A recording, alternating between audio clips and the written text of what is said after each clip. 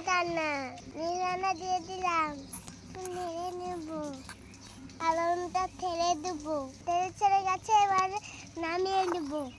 দিয়ে শিরা বানানোর জন্য 1 কাপ জল দেবো, আর দেবো 1 কাপ চিনি, বা একটা গোটা এলাচ। এবারে একটু নেড়ে দেবো, এবার আগে সুগার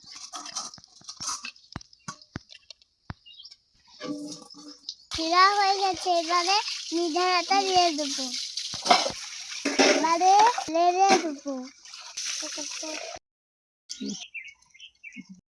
রেডি। একটা ঘরে এবারে খাচ্ছি দারুন।